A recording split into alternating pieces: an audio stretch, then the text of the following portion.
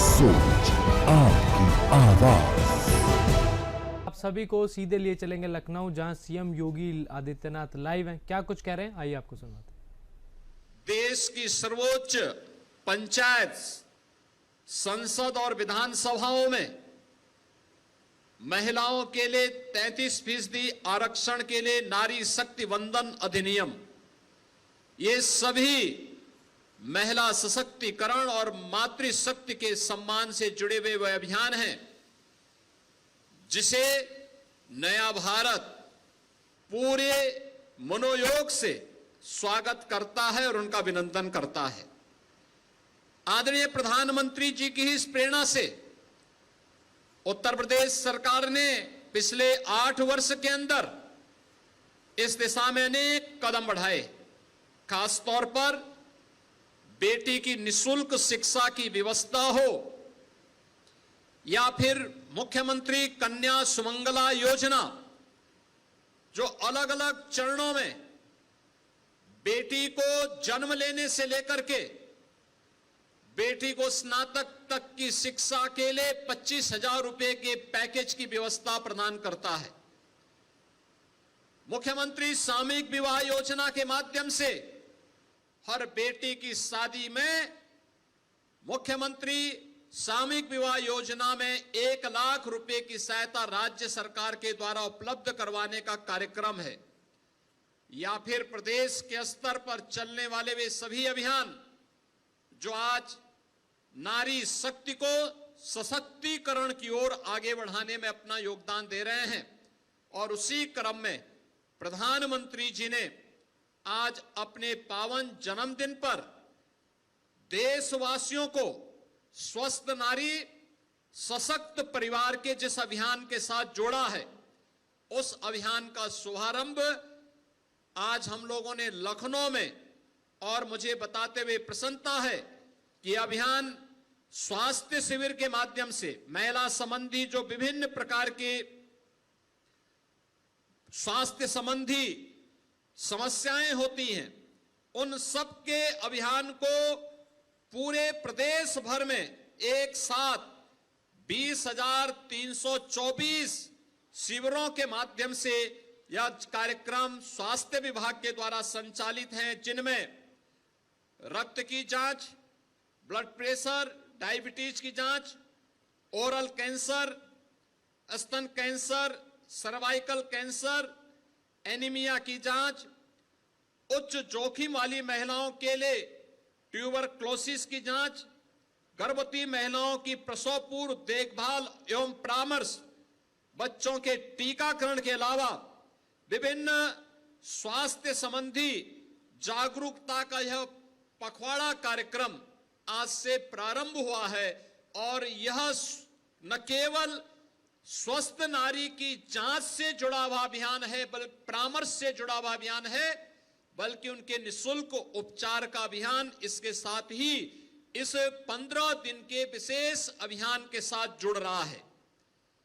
जहां एक ओर यह कार्यक्रम स्वास्थ्य विभाग के द्वारा संचालित है, तो वहीं दूसरी ओर प्रदेश भर की 1,89,000 आंगनबाड़ी केंद्रों में भी आज यह कार्यक्रम नारी जागरूकता के अभियान के साथ आंगनबाड़ी केंद्रों में भी इस अभियान को जोड़ने का कार्यक्रम किया गया है। इसके माध्यम से आज युवा शक्ति के द्वारा पेशेवर रक्तदाताओं को हतोत्साहित करने और रक्तदान के प्रति प्रोत्साहित करने के लिए 507 स्थानों पर रक्तदान शिविर के भी बृहद आयोजित किए जा रहे हैं। ये सभी कार्यक्रम इसलिए किए जा रहे हैं जिससे प्रत्येक नागरिक के जीवन में व्यापक परिवर्तन किया जा सके। मुझे बताते हुए प्रसन्नता है कि आज उत्तर प्रदेश के अंदर ग्रामीण क्षेत्र में महिला स्वयंसेवी समूहों की संख्या 10 लाख है, जिनके माध्यम से लगभग 1 करोड़ बहनें महिला स्वयंसेवी समूह के अभियान के साथ जुड़ करके आत्मनिर्भर उत्तर प्रदेश के लक्ष्य को आगे बढ़ाने में अपना योगदान दे रही हैं। नगरीय क्षेत्रों में भी लगभग 1 लाख महिला स्वयंसेवी समूहों के माध्यम से 10 लाख महिलाएं इस कार्यक्रम के साथ जुड़ी हुई हैं, जो नगरीय क्षेत्रों में भी आत्मनिर्भरता और व्यापक जन जागरण के इस विराट कार्यक्रम को आगे बढ़ाने का काम कर रहे हैं। आंगनवाड़ी केंद्रों के माध्यम से पोषाहार का जो अभियान हम लोग कुपोषित माता को या कुपोषित बच्चे के लिए उपलब्ध करवाते हैं, उस अभियान में THR प्लांट प्रदेश के अंदर 204 अब तक कार्य कर रहे हैं। और मुझे बताते हुए प्रसन्नता है कि इन THR प्लांट के माध्यम से महिला स्वयंसेवी समूहों के माध्यम से 60,000 बहनें 8,000 रुपये प्रति माह इसके माध्यम से पैसा भी कमाती हैं। आज हम लोगों ने NAFED से इसके बारे में चर्चा की है कि इन THR प्लांट को और बड़े पैमाने पर आगे बढ़ाने और आंगनबाड़ी केंद्रों की उन महिला स्वयंसेवी समूह के माध्यम से जो रेसिपी तैयार किया जाए वह न केवल आंगनबाड़ी केंद्रों के माध्यम से आगे बढ़ाने का कार्य हो, बल्कि इस अभियान के माध्यम से हम यह सुनिश्चित करेंगे कि जो अतिरिक्त उत्पादन उन THR प्लांट के माध्यम से हो, उन THR प्लांट को उस अतिरिक्त प्रोडक्शन को NAFED अपने केंद्रों के माध्यम से बेचने का काम करेगा।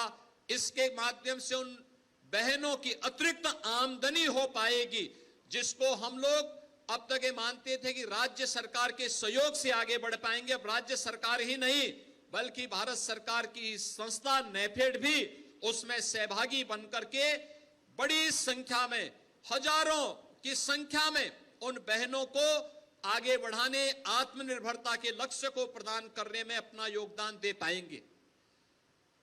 पिछले 11 वर्ष में प्रधानमंत्री मोदी जी के नेतृत्व में स्वास्थ्य के क्षेत्र में जो क्रांतिकारी परिवर्तन देखने को मिला है वह हम सबके सामने है।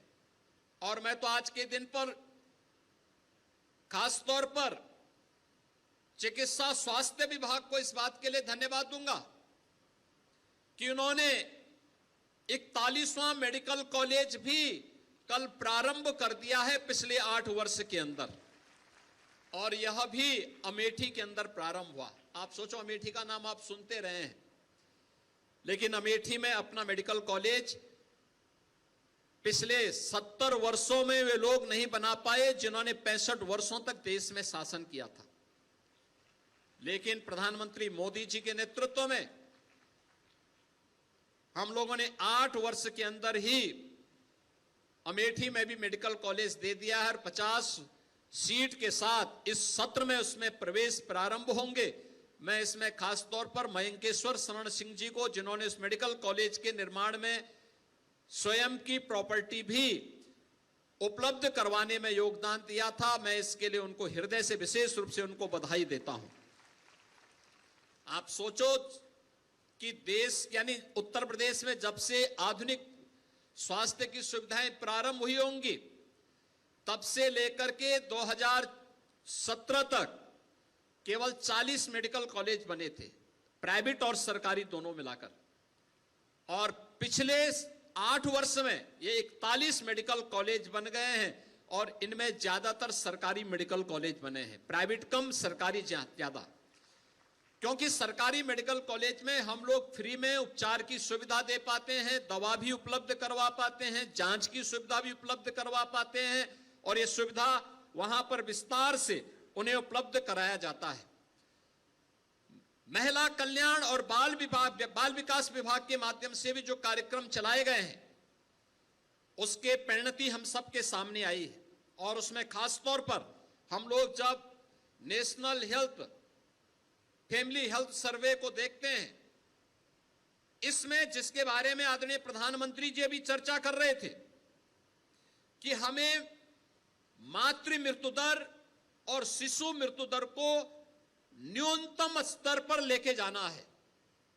थोड़ा प्रयास हुआ, आज परिणाम हम सबके सामने आया और वह परिणाम है, अगर हम 2015-16 की तुलना में 2019 से 21 के आंकड़े अभी तक हैं, उससे आगे के आंकड़े और भी अच्छे आए हैं, जिसमें अगर हम लोग देखेंगे कि एनीमिया के स्तर में 5.1% का सुधार हुआ है, स्टंटिंग में 6.6% का सुधार हुआ है, अल्प वजन में 7.4% का सुधार हुआ है और सूखापन में 0.6% का सुधार इसमें हुआ है।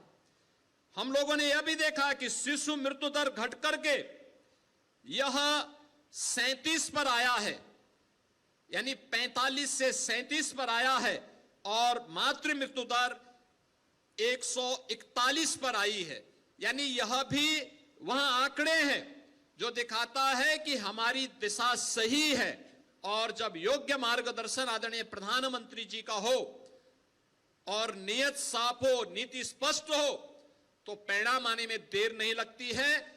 मातृ मृत्यु दर, शिशु मृत्यु दर, एनीमिया के स्तर में सुधार, स्टंटिंग को और यानी स्टंटिंग के स्तर में सुधार, अल्प वजन में सुधार करने की व्यवस्था, सूखापन से मुक्ति की व्यवस्था जैसे आने वाले परिणाम इस दिशा में हमें आगे बढ़ाने का कार्य करते हैं।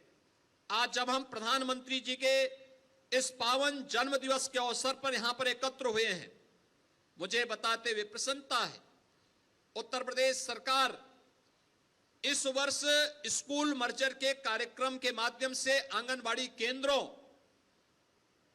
को अपना भवन देने के साथ ही एक बड़े अभियान को भी लेने जा रही है, जिसमें 3 वर्ष से लेकर के 6 वर्ष के हर बच्चे को एक अतिरिक्त पोषण मिशन के साथ हम जोड़ करके अपने प्रदेश के बचपन को ही सुरक्षित रखने के बड़े कार्यक्रम को आगे बढ़ाएंगे।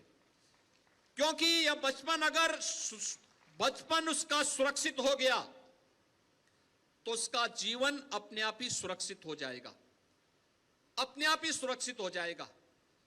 यह हमारा सौभाग्य है कि यह सीजन प्रदेश के 28 से 30 जनपदों के लिए आज से 8 वर्ष पहले भय और दहशत का हुआ करता था।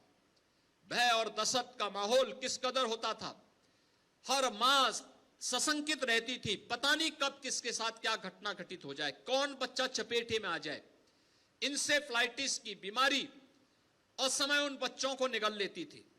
लेकिन पिछले 8 वर्ष के अंदर किए गए प्रयासों का परिणाम है कि आज इंसेफ्लाइटिस पूरी तरह समाप्त हो चुकी है उत्तर प्रदेश में। इस बीमारी ने 40 वर्ष में 50,000 मासूम बच्चों को निगला था।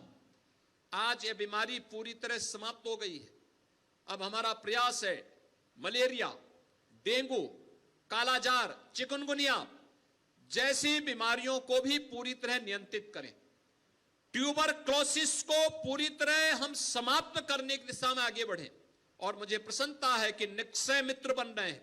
अभी मंच पर आपने देखा होगा कि रक्तदाता स्वतः स्फूर्त भाव के साथ लोगों ने जो रक्तदान के लिए आगे आए, उन लोगों को हम लोगों ने यहां पर इस मंच के माध्यम से सम्मानित भी किया। आपने देखा होगा सर्वाधिक बार रक्तदान करने वाले जो सज्जन आए थे मंच पर, आपने देखा होगा उन्होंने अब तक 224 बार रक्तदान किया है। और कितनी हेल्थी बॉडी थी उनकी। ये बोलना कि रक्तदान करने में दिक्कत होगी, कोई भी स्वस्थ मनुष्य जो 17 वर्ष से लेकर 50 वर्ष के बीच का है, हर तीसरे महीने अपना रक्तदान कर सकता है, 1 यूनिट ब्लड डोनेट कर सकता है। और वह देखो 224 बार उन्होंने किया है। कितने वर्ष उनको लगे होंगे और बॉडी उनकी पूरी तरह स्वस्थ है। मैंने देखा कि बहनें भी यहां पर रक्तदान करने में पीछे नहीं हैं, उन्हें भी हमने मंच पे यहां पर सम्मान किया है। इसके साथ ही निक्षय मित्र यानी ट्यूबरक्लोसिस जैसी बीमारी को पूरी तरह समाप्त करना है। इसके लिए भी जो अभियान चल रहा है, तमाम लोगों ने पोषण पोटली दे दे करके, इसमें व्यक्तिगत रूप से भी और तमाम अन्य संगठन भी सामने आए हैं। HCL फाउंडेशन भी सामने आया है। व्यक्तिगत रूप से भी लोगों ने पहल करके पोषण पोटली को उन जरूरतमंदों तक पहुंचाने का काम किया है, जो ट्यूबरक्लोसिस को मुक्त करके अपने गांव को, अपने जनपद को, अपने प्रदेश को और अपने देश को पूरी तरह टीबी मुक्त करने के इस अभियान का हिस्सा बन रहे हैं।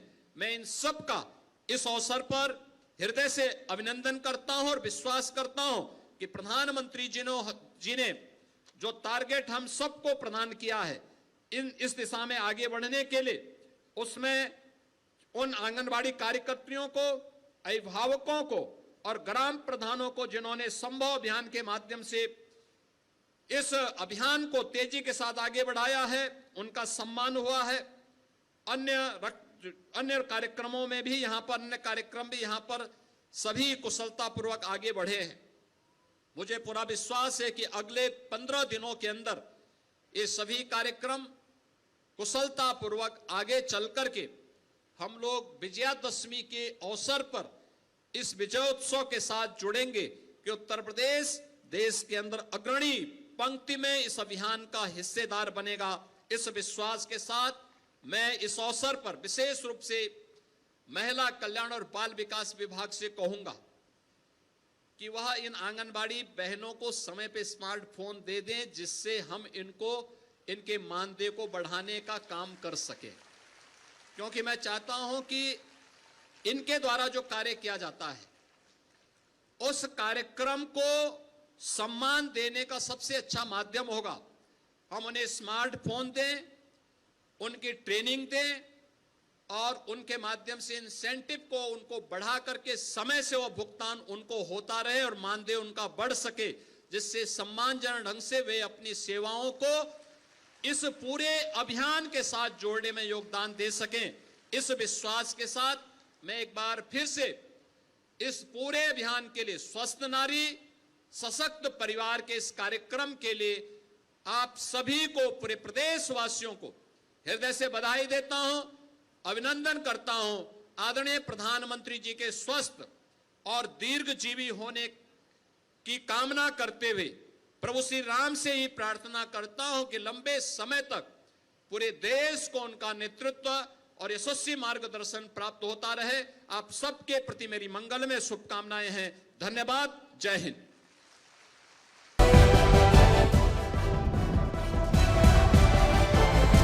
इंडिया वॉइस, आपकी सोच, आपकी आवाज।